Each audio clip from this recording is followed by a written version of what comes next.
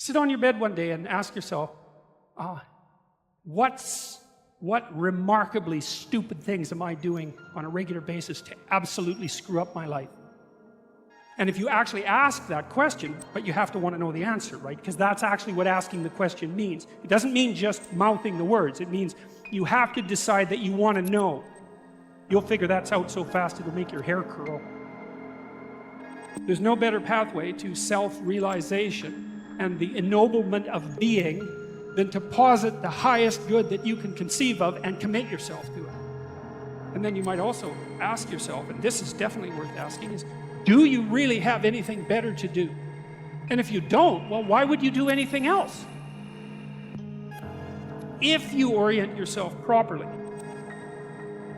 and then pay attention to what you do every day, that works. And I actually think that that's in accordance with what we have come to understand about human perception, because what happens is that the world shifts itself around your aim. Because you're a creature that has an aim. You have to have an aim in order to do something. You're an aiming creature. You look at a point and you move towards it. It's built right into you. And so you have an aim. Well, let's say your aim is the highest possible aim. Well then, so that sets up the world around you. It organizes all of your perceptions. It organizes what you see and you don't see. It organizes your emotions and your motivations. So you organize yourself around that aim, and then what happens is the day manifests itself as a set of challenges and problems, and if you solve them properly, then you stay on the pathway towards that aim, and you can concentrate on the day, and so that way you get to have your cake and eat it too, because you can point into the distance, the far distance, and you can live in the day. And it seems to me that that makes every moment of the day supercharged with meaning. That's how, because if everything that you're doing every day is related to the highest possible aim that you can conceptualize, well, that's the very definition of the meaning that would sustain you in your life. Well, and then the issue is, well, back to Noah. Well, all hell's about to break loose and chaos is coming. It's like when that's happening in your life, you might want to be doing something that you regard as truly worthwhile. Because that's what will keep you afloat when everything is flooded. And you don't want to wait until the flood comes to start doing that, because if your ark's half built and you don't know how to captain it, the probability is very high that you'll drown. Ask, and it shall be given you. Seek, and ye shall find. Knock, and it shall be opened unto you. For everyone that asketh receiveth, and he that seeketh findeth, and to him that knocketh it shall be opened.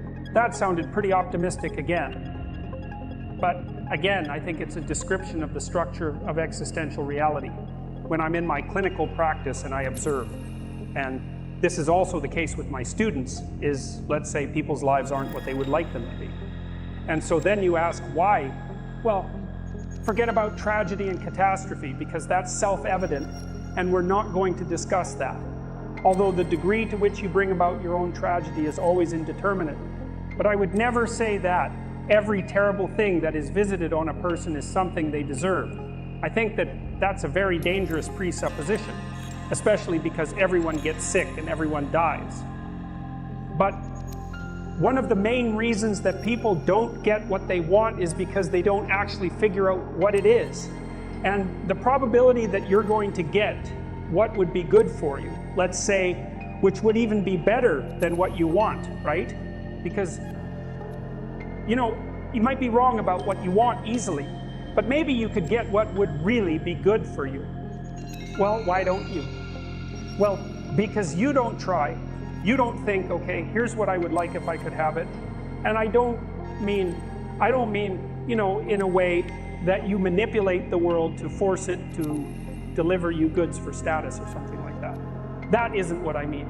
I mean something like, imagine that you were taking care of yourself like you were someone you actually cared for. And then you thought, okay, I'm caring for this person. I would like things to go as well for them as possible. What would their life have to be like in order for that to be the case? Well, people don't do that. They don't sit down and think, all right, you know, let's figure it out. You've got a life. It's hard, obviously. It's like 3 years from now, you can have what you need. You got to be careful about it. You can't have everything. You can have what would be good for you, but you have to figure out what it is, and then you have to aim at it. Well, my experience with people is if they figure out what it is that would be good for them, and then they aim at it, then they get it. And it's strange because they don't necessarily, it's a strange thing. It's not quite that simple because, you know, you may formulate an idea about what would be good for you, and then you take 10 steps towards that and you find out that your formulation was a bit off, and so you have to reformulate your goal, you know. So you're kind of going like this as you move towards the goal. But a huge part of the reason that people fail is because they don't ever set up the criteria for success. And so, since success is a very narrow line and very unlikely, the probability that you're going to stumble on it randomly is 0. And so there's a proposition here, and the proposition is, if you actually want something, you can have it. Now, the question then would be, well, what do you mean by actually want? What? And the answer is that you reorient your life in every possible way to make the probability that that will occur as certain as possible. And that's a sacrificial idea, right? It's like, you don't get everything, obviously. But maybe you can have what you need. And maybe all you have to do to get it is ask. But asking isn't a whim or today's wish. It's like, you have to be deadly serious about it. You have to think, okay, like, I'm taking stock of myself. And if I was going to live properly in the world, and I was going to set myself up such that being would justify itself in my estimation, and I don't mean as a harsh judge, exactly what is it that I would aim at? And so the issue is not so much the blindness of others, even though there's as much blindness among others as there is for you. But the issue here, the advice here, the description here is you should be concerned about what's interfering with your own vision first. And you should leave other people the hell alone in relationship to that. And so if your mode of being in the world is, if you would just act better, things would improve for me, or if you identify the evil and the catastrophe as something that's outside, that someone else needs to fix, or that someone else is responsible for, then you're not going to fix that. And you're going to remain blind to the things that you're doing and not doing that make things not go well. And so it's just better to think, all right, I'm probably blind in many, many ways. And maybe there are some ways that I could rectify that, because it's highly probable that you're blind in all sorts of ways. I mean, it's in fact, it's virtually certain. And so it's just more useful to think, how is it that I'm wrong in this situation? How do we come to know ourselves in terms of our personalities and, more importantly, potential? One of the first ways to come to know yourself is to understand that you don't, you can learn to kind of watch yourself like you're watching a stranger. So you have to understand that you don't know who you are. And that's not easy to understand because you think you know. But then, you remember you can't control yourself very well. You're not very disciplined. You're full of flaws. Maybe you don't know yourself as well as you think. But it's hard to get low enough to understand how deeply it is the case that you are ignorant about who you are. Now, there's an upside to that too, which also is that you're also ignorant about who you could be. And so the discovery of that, is some reward for the horror of determining who you actually are. Then you watch yourself. You watch yourself like you're watching a stranger. You watch what you say and you listen. And you think, well, what sort of person would say that?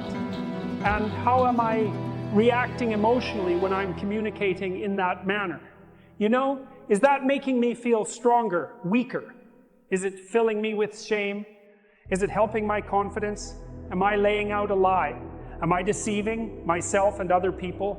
Am I adopting this personality at parties that is designed to impress and to amuse, and it comes across as nothing but self-centered narcissism? What are my dark fantasies? What are my aggressive fantasies? What is it that I'm willing to do? What am I interested in so that I'll spontaneously pursue it? What do I procrastinate about, and why? What am I unwilling to do? What do I think is good? What do I congratulate myself for accomplishing? And what do I berate myself for failing to confront and to implement? Those are all incredibly complicated questions, and you don't know the answers to them. So that's a start. And then in terms of potential, well, you'll discover a little bit more about your potential as you discover who you are, especially the darker parts of yourself, because then you discover your potential for mayhem. There's some real utility in that. You know, a discovery that you're dangerous. It's such a useful discovery. It's actually something that strengthens you, because the first thing that a realization like that can in fact produce is the ambition to incorporate that danger into a higher order personality. And that can make you implacable. I can make you someone who can say no when you need to say no. You know, that can make you someone who won't avoid necessary conflict. And so that's unbelievably useful. And so that's one of the potentials that you might discover. The other thing you do to discover your potential is to, well, you challenge yourself. You know, it's like, take a bit of a look at yourself and think about what's not so good that you could improve, that you should improve by your own standards and that you would improve, you know, and set yourself a little goal. You know, maybe you're not studying at all at your university, or maybe you're at work and you've got this stack of paper there, you know, and you haven't looked at that damn stack for like a month, and you know that you should be, and you're bothering yourself at night because you're avoiding that. It's like, maybe think I've avoided that stack of paper completely for 1 month. I'm quite a coward when it comes to whatever snakes might be hidden in that stack of paper. How about tomorrow I just like put that stack of paper in front of me on my desk and I glance through it for 15 seconds, see if I can do that. It's like, well, you set yourself a goal of improvement. You know, it's a humble goal. There's things you could do to improve, and you know what they are. And there's small steps that you could take, that you might take, that would put you in that direction. And then the question is, are you big enough to take those small steps? You know, are you capable of grappling with the fact that you're fundamentally flawed to the point where you have to break things down into almost childlike steps in order to manage them? And the answer to that is, yeah, you are. Most people have things they avoid, you know, and they're afraid of. So I would say to some degree it's the lot of everyone. People vary in the degree to which they've conquered that. And you do meet people from time to time who are extraordinarily disciplined, but most of the time they've got disciplined in exactly this manner. It's through slow incremental improvement, and then you challenge yourself. It's like, well, could I do this? That would be better. And you find out, and then you think, well, is there something slightly larger and more challenging that I could do? That would be better. And you try it and you find out, and as you try it and you find out, generally you get better at it and you can take on larger and larger challenges. You know, you take responsibility for yourself. That's part of standing up straight with your shoulders back. It's like, take on the world, man, but only at the level that you can manage. When you're ignorant and biased and deeply flawed and immature, it's where everyone starts. You don't want to bite off more than you can chew, but it doesn't mean that you can't wrestle with. It's part of reality, you know, some part that's small enough so that you have a good shot at victory. Then you attain victory over some small part of the chaos, and then you're the person who's victorious over chaos. You're just a beginner, but that's who you are. And then maybe you can get unbelievably good at that. And you do that by challenging yourself humbly at the level that you're able to function. It's easier to understand if you think about a child that you're trying to rear properly, and you want to make that child, help that child reveal their highest potential, whatever that is, whatever that means. And what you do is, you don't set them a series of impossible tasks in the hope of undermining their self-confidence. You form a relationship with them that is predicated on your interest in their highest mode of being. And then you offer them challenges that are precisely optimized to their ability, right? So they can do them, but they have to stretch the two elements of their ability would be what they can do and what, and how much they're capable of transforming what they can do. And an optimal challenge stretches you to the end of what you can do, and then into the domain of how you can transform. You have to be humble and wise enough to understand that you might have to aim pretty damn low, especially in those places where you're not functioning well. And it might be so embarrassing that you can't bring yourself to fathom that that's actually who you are. You need the loss of that ergot ego, because it's precisely what's interfering with your movement forward. You know, It's part of the adversarial process, mythologically speaking, that stops moral progress. You're too proud of who you think you are to notice what you're like so that you could change properly. You don't want to sacrifice that part of yourself. It's probably associated with some delusion that helps you maintain a positive, although very fragile, self-image.